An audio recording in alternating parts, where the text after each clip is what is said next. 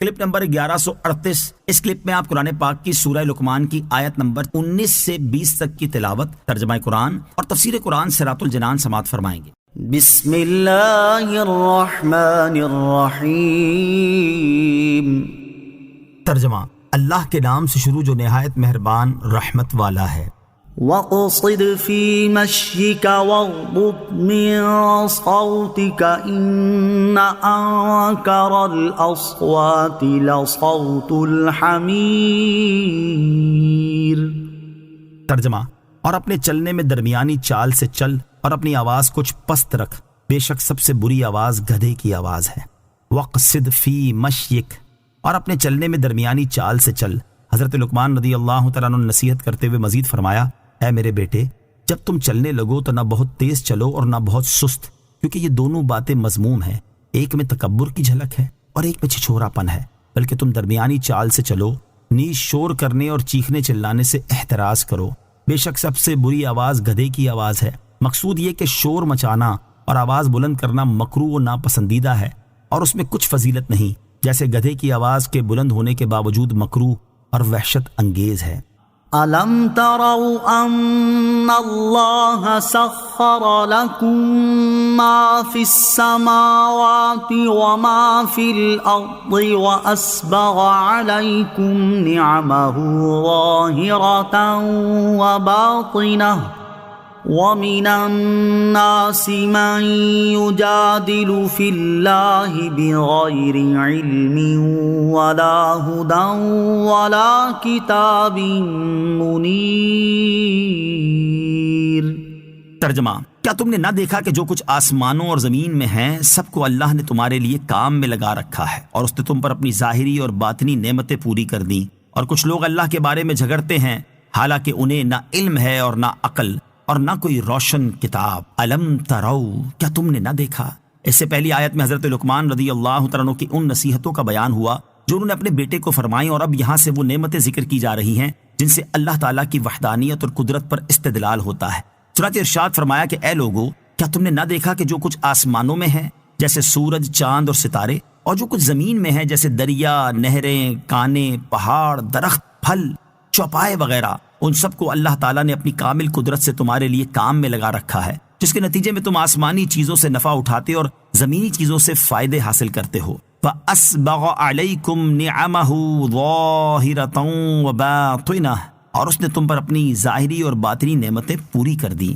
یہاں ظاہری اور باطنی نعمتوں سے کیا مراد ہے؟ اس کے بارے میں مفسرین کے مختلف اقوال ہیں، جن میں تطبیق یوں ہو سکتی ہے کہ مختلف افراد کو مختلف نعمتیں عطا کی گئیں۔ ان مختلف اقوال میں سے 6 قول سماعت کیجیے۔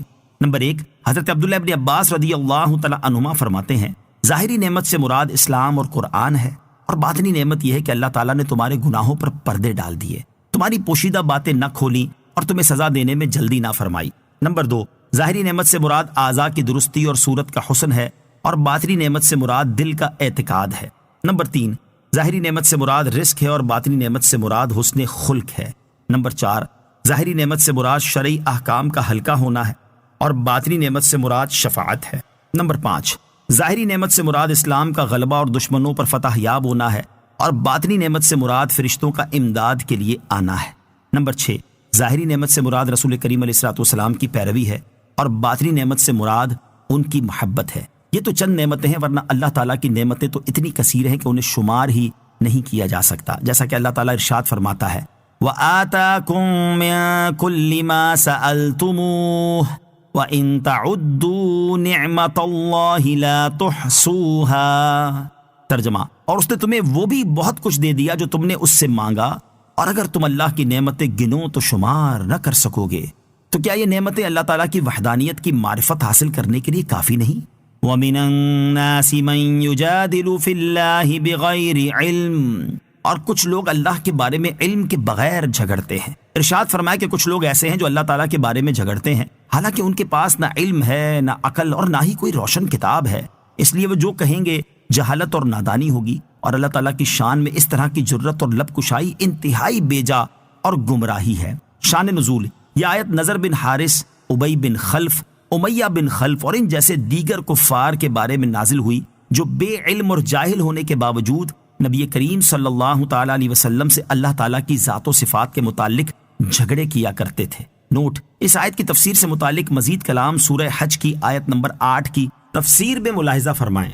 یہاں جو بات نہایت اہم ہے وہ یہ ہے کہ عقائد میں کلام کرنے کو لوگوں نے بہت آسان سمجھ رکھا ہے، اور اگر عوام میں بیٹھ کر دیکھیں تو پتہ چلتا ہے کہ میڈیا کی وجہ سے لوگوں نے جیسے سیاست و ریاست کے ہر مسئلے پر کلام کرنے کو اپنا حق سمجھ لیا ہے، اسی طرح دین، اسلام، قرآن، ایمان، آخرت اور خدا کے بارے میں بھی بے سوچے سمجھے بس اپنے دماغ میں اپنی کوئی من پسند یا سنی سنائی بات بٹھا کر کلام کر لینے کو آسان سمجھ لیا ہے۔